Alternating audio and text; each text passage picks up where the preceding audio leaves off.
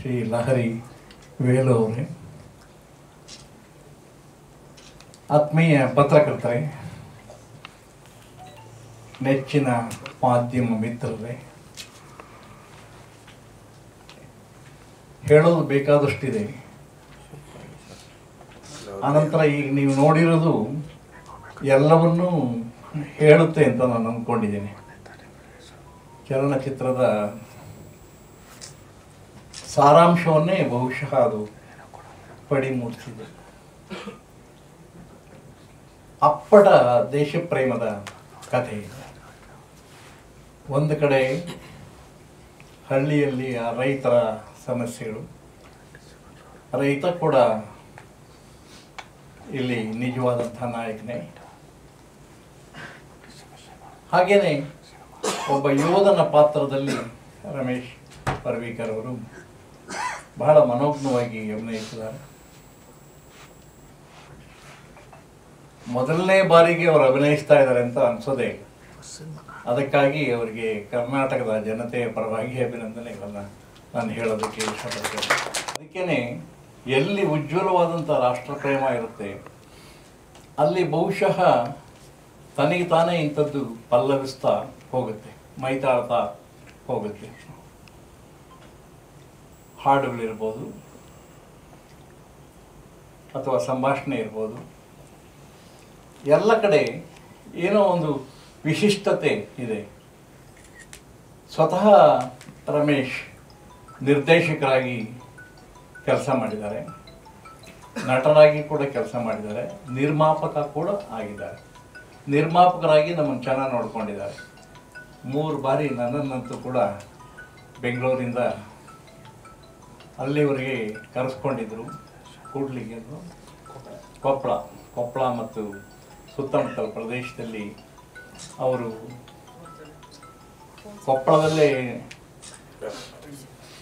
ಕೊಪ್ಪಳದಲ್ಲೇ ನಾವು ನೆಲೆ ನಿಂತು ಸುತ್ತಮುತ್ತಲ ಚಿತ್ರೀಕರಣದಲ್ಲಿ ನಾವು ಪಾಲ್ಗೊಂಡ್ವಿ. ಆ ದಿನಗಳು ಕೌಟುಂಬಿಕವಾಗಿತ್ತು. ನಿಜ ಹೇಳಬೇಕು ಅಂದರೆ ಕೌಟುಂಬಿಕವಾಗಿತ್ತು. ಬೆಳಿಗ್ಗೆ ಅಷ್ಟೊತ್ತಿಗೆ ಹೇಳ್ತಕ್ಕಂಥದ್ದು, ಎಲ್ಲರೂ ಸಾಮೂಹಿಕವಾಗಿ ತಿಂಡಿ ಇತ್ಯಾದಿಯನ್ನು ತಿಂತಕ್ಕಂಥದ್ದು. ಆ ನಂತರ ಶೂಟಿಂಗ್ ಹೋಗ್ತಾ ಇದ್ವಿ, ನಿರಂತರವಾಗಿ ಕೆಲಸ ಮಾಡಿದ್ದೀವಿ. ಭವ್ಯ ಮೇಡಮ್ ಅಂತೂ ಒಂದು ರೀತಿಯಲ್ಲಿ ನನಗೆ ಅನೇಕ ರೀತಿಯಲ್ಲಿ ಮಾರ್ಗದರ್ಶನವನ್ನೇ ನೀಡಿದ್ದಾರೆ ಅಂತೇಳಿ ಹೇಳಬೇಕು. ಯಾಕೆಂದರೆ ಸಲಹೆ ಸೂಚನೆಗಳು ಬಹಳ ಚೆನ್ನಾಗಿರ್ತಾಯಿದೆ. ಒಂದು ಕಡೆ ಇನ್ನೊಬ್ಬ ಗುರುವಾದಂಥ ರಾಜರತ್ನ ಅವರು ಕೂಡ ಗುರುಗಳೇನೆ. ವರ್ಣ ಮಾತ್ರ ಕಲಿಸಿದಾತಂ ಗುರು. ಕಲಿಯೋದು ಬೇಕಾದಷ್ಟಿದೆ. ನಾನು ಸೆಟ್ಸ್ ಮೇಲೆ ಅಣ್ಣವ್ರನ್ನ ನೋಡ್ತಾ ಇದ್ದೆ. ಸ್ಟುಡಿಯೋಗಳಲ್ಲಿ ಡಾಕ್ಟರ್ SP ಬಾಲಸುಬ್ರಹ್ಮಣ್ಯಂ ಹಾಡ್ತಾ ಇದ್ದಿದ್ದನ್ನು ನೋಡ್ತಾ ಇದ್ವಿ. ಆ ಎಲ್ಲ ಸಂದರ್ಭಗಳಲ್ಲೂ ಕೂಡ ಹಿರಿಯರು, ಇವ್ರು ಯಾರೋ ಒಬ್ಬ ನನಗಿಂತ ಕಿರಿಯ, ಅವನಿಂದ ಏನು ಹೇಳಿಸ್ಕೋಬೇಕಾದಿಲ್ಲ ಅಂಥೇಳಿ ಯಾವತ್ತೂ ಅಂದ್ಕೊಂಡಿಲ್ಲ ಅಣ್ಣವರು. ಅದೇ ರೀತಿಯಲ್ಲಿ ಡಾಕ್ಟರ್ SP ಬಾಲಸುಬ್ರಹ್ಮಣ್ಯಂ, ಜಾನಕಿ ಅವರು ಏನೆಲ್ಲ ಹೀಗಲ್ಲ ಹೀಗೆ ಅಂತ ಹೇಳಿಕೊಟ್ರೆ ಅದನ್ನು ಶಿರಸಾವಹಿಸಿ ಅದೇ ಪಲ್ಕನ್ನು ತರೋದಕ್ಕೆ ಪ್ರಯತ್ನ ಪಡ್ತಾಯಿದ್ರು. ಅಂದರೆ ಜಾನಕಮ್ಮ ಅಲ್ಲಿ ಗುರುವೇ, ಆ ಅರ್ಥದಲ್ಲಿ ಗುರು ಅಂತೇಳಿ ನಾನು ಸಂಬೋಧನೆ ಮಾಡಿದೆ. ಈ ಚಿತ್ರ ಇತ್ಯಾತ್ಮಕವಾದದ್ದು, ಎಲ್ಲೂ ಕೂಡ ನಿತ್ಯಾತ್ಮಕವಾದಂಥ ಧೋರಣೆ ಇಲ್ಲ. ದೇಶವನ್ನು ಕಟ್ಟುವಂಥ ಸೈನಿಕ ಇರ್ಬೋದು, ಹಳ್ಳಿಯಲ್ಲಿ ನಡೀತಕ್ಕಂಥ ಎಲ್ಲ ಘಟನೆಗಳಿಗೆ ತಾನು ಸಾಕ್ಷೀಭೂತ ಅನ್ನುವ ರೈತ ಇರ್ಬೋದು, ಕೌಟುಂಬಿಕ ನೆಲೆಯಲ್ಲೂ ಕೂಡ ಇದು ಪ್ರಸ್ತಾಪ ಆಗ್ತಾ ಹೋಗುತ್ತೆ. ಪರಾಕಾಷ್ಠೆಯ ಸನ್ನಿವೇಶ ನಾನು ನಿಜವಾಗಿಯೂ ಕೂಡ ಸ್ವಲ್ಪ ಅಲ್ಲಿ ದುಃಖದಲ್ಲಿ ಮುಳುಗಿದ್ದೆ. ಆ ರೀತಿಯ ಒಂದು ಸನ್ನಿವೇಶ ಬರುತ್ತೆ. ಅಳಲ ಕಡಲು ಅದು. ಅಂಥದ್ದೆಲ್ಲ ಸನ್ನಿವೇಶಗಳಿರಬೇಕು ಒಂದು ಸಿನಿಮಾ ಅಂತ ಅಂದಮೇಲೆ. ಎಲ್ಲ ಥರ ಏಳು ಬೀಳುಗಳಿರಬೇಕು. ಆದ್ದರಿಂದ ತುಂಬ ಇತ್ಯಾತ್ಮಕ ಧೋರಣೆಯುಳ್ಳ ಈ ದೇಶಪ್ರೇಮದ ನಮೋ ಭಾರತ ಕರ್ನಾಟಕದಾದ್ಯಂತ ಇದು ಬಿಡುಗಡೆ ಆಗಿ ಎಲ್ಲ ಕಡೆ ಯಶಸ್ಸನ್ನು ಪಡೆಯಬೇಕು ಅನ್ನೋದು ನಮ್ಮೆಲ್ಲರ ಅಭಿಲಾಷೆ, ಚಿತ್ರತಂಡದ ಅಭಿಲಾಷೆ, ಆ ಊರಿನ ಜನರ ಅಭಿಲಾಷೆ ಕೂಡ. ಕಥೆ ಇದು. ಮೋದಿಜಿಯವ್ರ ಬಗ್ಗೆ ಹೇಳಲೇಬೇಕಾಗುತ್ತೆ. ಒಬ್ಬ ಸಾಮಾನ್ಯ ಕುಟುಂಬದಿಂದ ಬಂದಂಥ ಪ್ರಧಾನಮಂತ್ರಿಗಳು. ಬಹಳ ಜನ ಏನೇನೋ ಮಾತಾಡ್ತಾರೆ. ನಾನೊಬ್ಬ ಪ್ರಜೆಯಾಗಿ ಮಾತಾಡ್ತಾ ಇದ್ದೀನಿ, ರಾಜಕೀಯ ಪಕ್ಷ ನಾನು ಮಾತಾಡ್ತಾ ಇಲ್ಲ. ಇವಾಗಿಲ್ಲ ಎಲೆಕ್ಷನ್ ಬರ್ತಾ ಇದೆ ನಾನು ಮಾತಾಡ್ತಾ ಇಲ್ಲ. ಒಂದು ವಾರಣಾಸಿ, ಆವಾಗಿದ್ದ ವಾರಣಾಸಿ ಇವಾಗ ನೋಡಬೇಕು. ಜೈ ಶ್ರೀರಾಮ್ ಇವಾಗ ಹೋಗ್ಬಿಟ್ಟು ಅಯೋಧ್ಯೆ ನೋಡಬೇಕು. ಎಷ್ಟೋ ರೈಲ್ವೆ, ವಿಮಾನ ನಿಲ್ದಾಣಗಳು, ರೋಡು, ಮತ್ತೆ ಪ್ರತಿ ಮನೆಗೆ ಆ ಗ್ಯಾಸು, ಪ್ರತಿ ಮನೆಗೆ ವಿದ್ಯುತ್, ಅಕ್ಕಿ, ಪ್ರತಿಯೊಂದು ಕೊಟ್ಟಿದ್ದಾರೆ. ಹೇಳ್ತಾರೆ ಏನ್ರಿ ಮಾಡಿದ್ದಾರೆ ಅಂತ ಅಂದ್ಬಿಡು ಕೆಲವರು. ತಪ್ಪು. ಯಾರು ಕೂಡ ಆ ಥರ ಉದಾಸೀನವಾಗಿ ಯಾರ ಬಗ್ಗೆನೂ ಮಾತಾಡಬೇಡಿ. ಯಾರು ಏನು ಒಳ್ಳೇದು ಮಾಡಿದಾರೆ ಅಂತ ಹೇಳಿ. ಒಳ್ಳೇದು ಮಾಡಿದೆ ಅಂತ ಹೇಳೋದಕ್ಕೆ ತಪ್ಪಿಲ್ಲ. ಅಲ್ಲಿ ಎಷ್ಟೋ ವರ್ಷಗಳಿಂದ ಏನೇನಾಗಿದೆ ಅಂತ ಎಲ್ಲರಿಗೂ ಗೊತ್ತಿದೆ. ದಯಮಾಡಿ ಅವ್ರು ಏನು ಮಾಡಿದಾರೋ ಅದಕ್ಕೆ ಕ್ರೆಡಿಟ್ ಅವ್ರಿಗೆ ಹೋಗಲೇಬೇಕಾಗುತ್ತೆ. ಈ ಪಿಕ್ಚರ್ ಒಳ್ಳೇದಾಗುತ್ತೆ sir. Wish you all the best. God bless you. ಇಡೀ ಟೀಮ್ಗೆ ಒಳ್ಳೇದಾಗಲಿ. ಮೇರಾ ಭಾರತ್ ಮಾತಾ ಜೈ ಹಿಂದ್. ತುಂಬ ಚೆನ್ನಾಗಿ ಮಾತಾಡಿದ್ರು. ಅವ್ರು ಮಾತಾಡ್ತಾ ಇದ್ರೆ ಇನ್ನೂ ಕೇಳಬೇಕು ಅಂತಾನೆ ಅನಿಸುತ್ತೆ. ಅಷ್ಟು ಒಂದು ಒಳ್ಳೆಯ ಕನ್ನಡ. ಈಗ ತಾನೇ ವೇಲು ಸರ್ ಹೇಳಿದ್ರು, ಎಷ್ಟು ಅವರು ಚೆನ್ನಾಗಿ ಮಾತಾಡ್ತಾರೆ. ಬೇರೆಯವ್ರಿಗೆಲ್ಲ ಹೋಲಿಸಿದ್ರೆ ನಿಜವಾಗ್ಲೂ ಅವರ ಅನಿಸಿಕೆ ಹೇಳಿದ್ರು. ಇದು ನನ್ನ ಅನಿಸಿಕೆ. ತುಂಬ ಕೇಳಬೇಕು ಅನಿಸುತ್ತೆ ಅಂತ ಹಿರಿಯ ಸಾಹಿತಿಗಳ ಮಾತುಗಳನ್ನ ಕೇಳಬೇಕಾಗಿರುತ್ತೆ. ಅಂಥ ಒಂದು ಸಾಹಿತಿಗಳ ಜೊತೆ ನಾನು ಈ ಚಿತ್ರದಲ್ಲಿ ಒಂದು ಪಾತ್ರ ಮಾಡಿದ್ದೀನಿ. ಅವರು ಕಾಂಬಿನೇಷನಲ್ಲಿ ತುಂಬ ಚೆನ್ನಾಗಿದೆ ಈ ಕ್ಯಾರೆಕ್ಟರು. ಹೇಗೆ ಅಂದರೆ ಚಿಕ್ಕ ವಯಸ್ಸಲ್ಲೇ ಮಗನಿಗೆ ಇದೊಂದು ನೀವು ಈಗಾಗಲೇ ನೋಡಿದ್ರಿ, ಇದೊಂದು ಪೇಟ್ರಿಯಾಟಿಕ್ ದೇಶ ಸೇವೆ, ದೇಶ ರಕ್ಷಣೆ, ಸೇವೆ, ಭಾರತದ ಶ್ರೇಷ್ಠತೆ ಇವೆಲ್ಲವನ್ನು ಒಂದು ಮಗನಿಗೆ ಒಂದು ಸುಸಂಸ್ಕೃತ ರೀತಿಯಲ್ಲಿ ಅವನಿಗೆ ಹೇಳ್ಕೊಡುವಂಥ ಒಂದು ಕ್ಯಾರೆಕ್ಟರ್ ನಂದು. ಚಿಕ್ಕಂದಿನಿಂದಲೇ ಅವನು ಮೈಂಡ್ಗೆ ಹಾಕ್ತೀನಿ, ಹೀಗಿರಬೇಕು ಸ್ಟೋರಿಗಳಲ್ಲಿ, ಅವನಿಗೆ ಕಥೆ ಹೇಳೋದ್ರಲ್ಲಿ ಹಾಗೆ ಅವನ್ನ ಬೆಳೆಸಿರ್ತೀನಿ. ಅವನು ದೊಡ್ಡದಾದ ನಂತರ ಅವನು ಆರ್ಮಿಗೆ ಸೇರಬೇಕು ಅನ್ನೋದಕ್ಕೆ ಅವನಿಗೆ ಪ್ರೇರಣೆ ಆಗುತ್ತೆ. ಇದೊಂದು ರೈತರ ಒಂದು ಮಗ ಅಲ್ಲಿ ಹೋಗಿ ಅಲ್ಲಿ ಕಷ್ಟಪಡೋದು, ತಂದೆ ತಾಯಿಗೆ ಎಷ್ಟು ಕಷ್ಟ ಆಗುತ್ತೆ ಮಕ್ಕಳನ್ನ ಅಲ್ಲಿ ಕಳಿಸ್ಬಿಟ್ರೆ, ಆ ಸೆಂಟಿಮೆಂಟು ಸೀನುಗಳೆಲ್ಲ ಈ ಚಿತ್ರದಲ್ಲಿ ತುಂಬ ಚೆನ್ನಾಗಿ ಮೂಡಿ ಬಂದಿದೆ. ಈ ಚಿತ್ರದ ಚಿತ್ರಕಥೆ, ನಿರ್ದೇಶನ, ನಿರ್ಮಾಪಕ ಎಲ್ಲವನ್ನು ರಮೇಶ್ ಅವರು ಮಾಡಿದ್ದಾರೆ. ತುಂಬ ಚೆನ್ನಾಗಿ ದೊಡ್ಡರಂಗೇಗೌಡರು ಹೇಳಿದ ಹಾಗೆ ಅವರ ಒಂದು ಮೊದಲನೇ ಚಿತ್ರದಲ್ಲಿ ಇಷ್ಟು ಲೀಲಾಚಾಲವಾಗಿ ಮಾಡಿದ್ದಾರೆ ಅವರು. ನನ್ನ ಅಭಿನಂದನೆಗಳು ನಿಮಗೆ. ಹಾಗೂ ರಾಜರತ್ನಂ ಅವರು ಈ ಚಿತ್ರದಲ್ಲಿ ಅವರ ಒಂದು ನಿರ್ದೇಶನ ಇತ್ತು ನಮಗೆ. ತುಂಬ ಚೆನ್ನಾಗಿ ಅವರು ಕೋಆಪ್ರೇಟ್ ಮಾಡಿದ್ರು ನಮಗೆ. ಇನ್ನು ಸುಷ್ಮಿತಾ, ಶೀಸ್ ಆಲ್ಸೋ ಈಗಾಗಲೇ ಅವ್ರ ಸಾಂಗ್ಸ್ ನೋಡಿದ್ರಿ. ಈ 2 ಚಿತ್ರದಲ್ಲಿ 2 ಹೀರೋಯಿನ್ಗಳು ಬರ್ತಾರೆ. ಒಬ್ಬಳು ಕಾಶ್ಮೀರ ಅವಳು, ಅಂದರೆ ಅಲ್ಲೇ ಅವಳ ಕತೆ ಎಂಡಾಗಿ ಹೋಗುತ್ತೆ ಅಲ್ವಾ, ಅಲ್ಲಿ ಶೂಟ್ ಮಾಡಿ ಅಲ್ಲೇ ಇದು ಮಾಡಿದ್ರು ಅನಿಸುತ್ತೆ. ಈಗ ಇದರಲ್ಲಿ ತುಂಬ ಚೆನ್ನಾಗಿ ಮಾಡಿದ್ದೀರಾ, ಇಬ್ಬರು ತುಂಬ ಪ್ರೀತಿಯಾಗಿ ಕಾಣಿಸ್ತೀರ. ಹಾಗಾಗಿ ಇದೇ ತಿಂಗಳು, ಮುಂದಿನ ತಿಂಗಳು ಮಾರ್ಚ್ 1 ಈ ಚಿತ್ರ ರಿಲೀಸ್ ಆಗ್ತಿದೆ. ಎಲ್ಲ ತರಹದ ಒಂದು ಸೆಂಟಿಮೆಂಟ್ ಆಗಲಿ, ರೊಮ್ಯಾಂಟಿಕ್ ಸಾಂಗ್ಸು, ಎಲ್ಲ ಫೈಟು, ಇದೆಲ್ಲವೂ ಈ ಚಿತ್ರದಲ್ಲಿ ಇದೆ. ನೀವೆಲ್ಲರೂ ಈ ಚಿತ್ರವನ್ನು ನೋಡಿ ಹಾರೈಸಿ ಅಂತ ನಾನು ಕೇಳ್ಕೊಳ್ತೀನಿ. Thank you so much. ಹೇಳೋಕ್ಕೆ ಇಷ್ಟಪಡ್ತೀನಿ. ಈ ಚಿತ್ರದಲ್ಲಿ ನನ್ನ ಪಾತ್ರ ಬಂದು ಹಳ್ಳಿನಲ್ಲಿ ಬರುವಂಥ ಒಂದು ಚಾನಲ್, ಒಂದು ಮುದ್ದ ಹುಡುಗಿ, ಬಬ್ಲಿ ಆಗಿರುವಂಥ ಒಂದು ಕ್ಯಾರೆಕ್ಟರ್.